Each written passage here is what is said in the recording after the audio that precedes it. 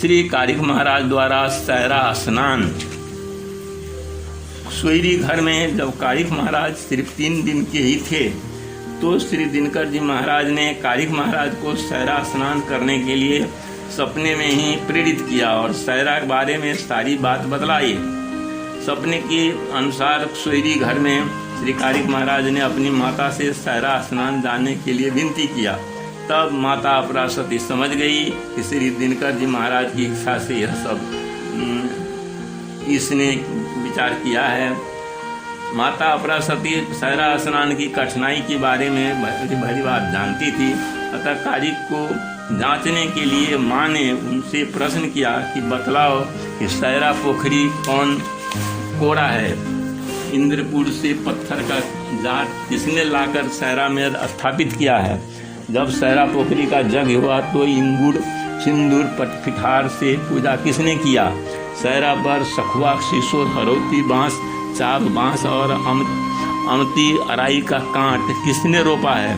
सहरा के बीच जल में कमल का फूल किसने रखा है तथा नाग नागिन को रखवार बनाने कर किसने रखा है। यह प्रश्न इतना कठिन था कि कारिक को अपने इसका जवाब नहीं आने के कारण उन्होंने श्री दिनकर जी महाराज की आराधना किया।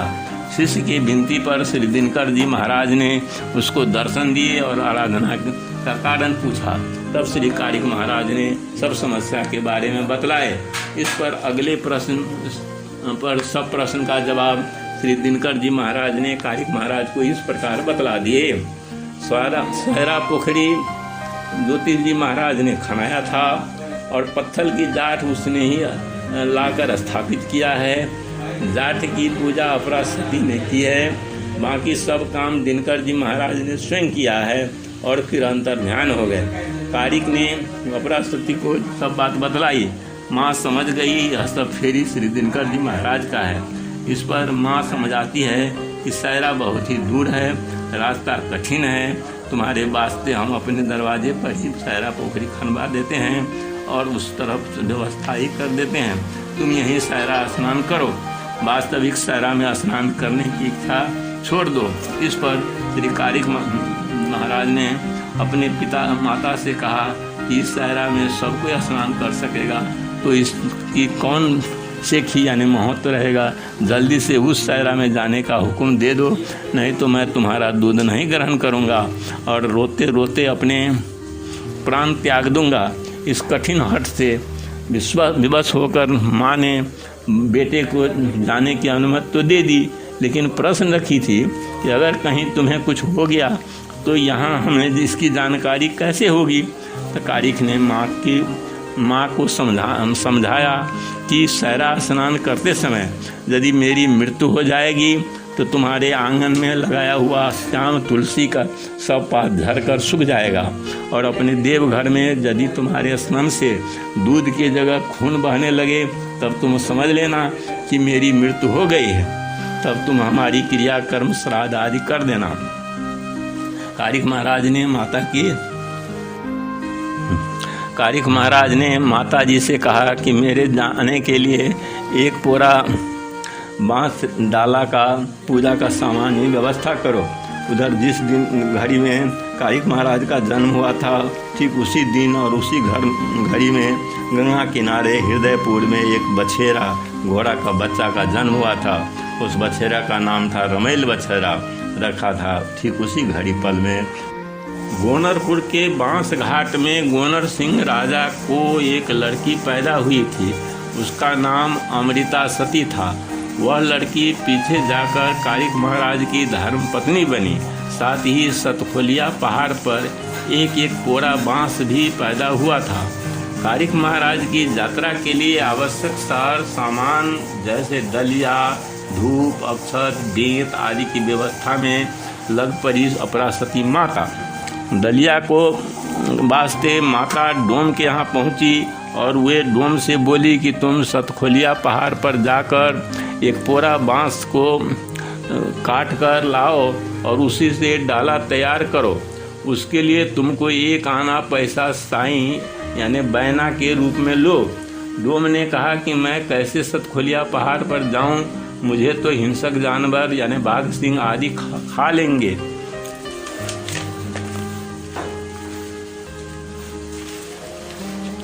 अथवा मार डालेंगे, इसलिए मुझे वहाँ पहुँचने के लिए पंछी रूप बना दीजिए। और माता ने उसे उसी तरह पंछी रूप सुगा बना दिया।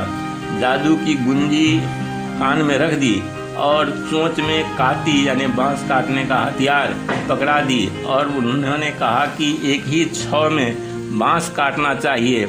उसी आदेश का पालन करते हुए सुगा डोम ने बांस काट लिया और डाली बनाकर माताजी को लाके दिया। और जब डोम ने दान बख्शिश के लिए आग्रह किया तो कारिक महाराज ने कहा कि सहरा स्नान से लौटने पर तुम्हें 1-2 टोल बख्शिश मिल जाएगा। कारिक महाराज का छठिहार नहीं होने के कारण उन्होंने अपना नाड़ी पुरैन यानी नाल बोकते हुए डाली लेकर श्री दिनकर जी महाराज का जयकार मनाने लगे। उन्होंने कहा कि धर्म की जय और पाप की क्षय, बोल जय 20 यानी छोटा सा जनपद। सत्य श्री दिनकर जी महाराज के आसन डोलते हैं।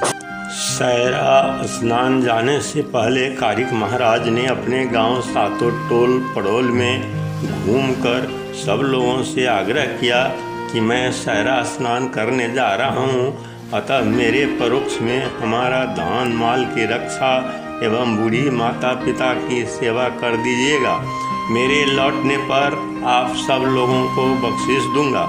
उनकी प्रेम भरी मीठी वाणी सुनकर पूरे गांव वालों ने उन्हें जाने की अनुमति दे दी।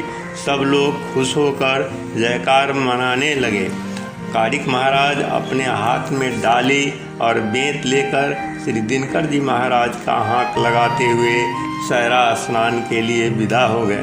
कारिक महाराज को सहरा पहुंचने के लिए 7 दिन 7 रात बीत गया। कारिक महाराज के चलने पर उनकी आभा तेज होने के कारण प्रकाशमय होता जाता था। 1000 गाय का चरवा गैया गोवार यह तेज प्रकाश देखकर भयभीत हो गया और अपनी सब गायों को बथान में जमा करके डर के मारे अपनी रक्षा के लिए पिटकुनियाँ देकर यानी पट होकर सो गया। जब उसको विश्वास हो गया कि यह प्रकाश किसी विनाशकारी देव भूत प्रेत या नहीं है, यह तो किसी देवलोक की यात्रा है, तो वह कारिक महाराज के सामने खड़ा होकर बहुत विनती भाव से उसने उनसे पूछने की साहस किया कि हे तेजस्वी देव, आपको किस कुम्हार ने चाक पर निर्माण किया कि आपको किसी बढ़ी लोहार ने अपनी गहन सरसी से सजाया है, या कोई सोनार ने आपको सांचा पर डालकर तैयार किया है, अथवा आप उदयपुर के सम्राट श्री दिनकर जी महाराज हैं, अथवा श्री ब्रह्मा जी ने आपको राम रूप देकर तैयार किया है। कृपा ये करके मुझे कुशल बतलाएं।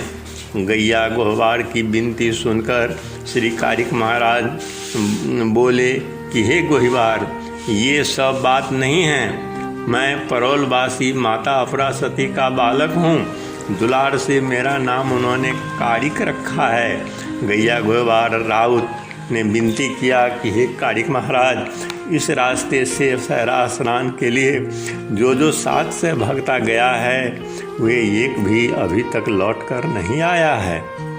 आप तो अपनी बाल्यावस्था में ही यात्रा किए हैं, अतः मैं आप सब गायें और अपनी सब संपत्ति आपको दे देता हूँ और आपको पुष्पुत धर्मपुत बनाकर रखूँगा, क्योंकि मुझे कोई बेटा नहीं है। अतः आप ये खतरनाक यात्रा पर न जाएं। दयालु कारिक महाराज ने उनसे कहा कि हे गैया गोहवार, आप इंतज़ार करें। सहरा स्नान से लौटने पर आपको एक संतान देकर जाऊंगा, अतः अभी मुझे अपनी यात्रा पर जाने दो।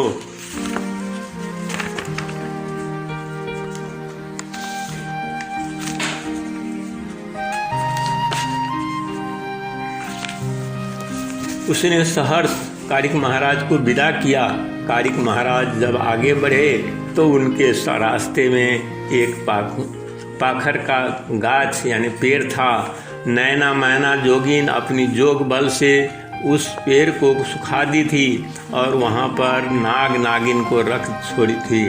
वहाँ पहुँचने पर यात्री भी मारा जाता था, लेकिन जब दिनकर जी महाराज के साये में कारिक महाराज वहाँ पहुँचे तो उनके सुस्त प्रभाव से सूखा हुआ पाकर का पेड़ हरा हो गया। उस पेड़ की हरियाली छारी में जब कारिक महाराज विश्राम करने लगे तो मंद मंद शीतल एवं पवन के कारण उनकी आंख लग गई। इस अवस्था को देखकर काग कौवा चाहता था कि इनकी आंख निकाल लूं, और नाग नागिन भी चाहती थी कि उन्हें उस डस लें। श्री कारिक महाराज तो भारी नींद में सो रहे थे, अतः उनके सुरक्षा के वास्ते श्री दिनकर जी महाराज ने पत्थर का बहुत ही भारी एक लट्ठी खड़ा कर दिया, जो अपने आप वहाँ घूमता था और श्री कारिक महाराज की सुरक्षा कर रहा था, जिससे काग और नाग उनका कुछ नहीं बिगाड़ सकता। जब कारिक महाराज की नींद खुली और देखा कि कुछ दूर पर नाग नागिन आदि पुकार करते हुए खड़ा है और उनकी रखवाली पत्थर की एक लट्ठी कर रही है, तो उन्हें समझ में तनिक भी देर नहीं लगी कि उनकी ये सुरक्षा श्री दिनकर जी महाराज की कृपा से हो रही है। अतः वो आगाड़ी बढ़े और सायरा पोखर पर पहुँच कर गए। सायरा पोखर के भीतर जाने की कोई रास्ता नहीं दिखाई पड़ रहा था, अतः सायरा के चारों ओर घूम रहे थे। अंत में नाग नागिन द्वारा बनाया गया मनियार यानी बील मिल गया, जिसके भीतर प्रवेश किए। भीतर पहुंचते ही कालकूट विष के जहर से कारिक महाराज को विष चढ़ गया और अंत में वे मर गए। उधर घर पर जब माता अपरासती स्नान करके आंगन के तुलसी चौड़ा पर जल चढ़ाने गई तो देखते हैं कि तुलसी का पात मुरझ कर झड़ गया है। अप्रिय घटना की पक्का जांच के लिए देवघर में पहुंचकर जब उन्होंने दूध गाड़ा तो उनके स्तन से दूध की जगह खून निकलने पर उन्हें पूरा विश्वास हो गया कि मेरा बेटा सायरा में मारा गया है। अतः वह छाती पीटती हुई इंद्रदेव सबको धिक्कारते हुए फूट फूट कर रोने लगी और बेचैन हो गई। उनकी दर्द भरी पीड़ा की आवाज़ से इंद्रलोक डोलने लगा। इंद्र भगवान ने सोचा कि पृथ्वी पर तो 5 हिस्सों में 4 हिस्सा में भूत प्रेत तथा देवा देवी का वास है, एक हिस्सा में मात्र देवता लोगों की वास है, जहाँ सती लोग निवास करती हैं। अतः पृथ्वी पर ऐसी कौन सी सती के ऊपर घोर विपदा आ गई जिसकी पीड़ा से इंद्र लोग डगमगाने लगा है। इस बात की जानकारी पाने के लिए सब देवगण ब्रह्मा विष्णु महेश आदि की बैठक हुई और यह समझा गया कि दिन भर की घटना की जानकारी दिन का राजा श्री दिनकर जी महाराज को रहता है और रात की जानकारी रात की रानी श्री चंद्रमा महारानी को होती है। अतः उन लोगों से इस बात का पता लगाने वास्ते कहा जाए। श्री दिनकर जी महाराज को बुलाने पर उन्होंने ध्यान से देखा और बतलाया गया कि पड़ोल की अपरासती की करुण पुकार का यह प्रभाव है और उनकी पीड़ा के बारे में सब देवगण को बतलाया और कहे कि यदि अपरासती का बालक नहीं जी पाएगा तो अपरा अपने सत्य के प्रभाव से इंद्रासन को हिलाकर तहस नहस कर बैठेगी।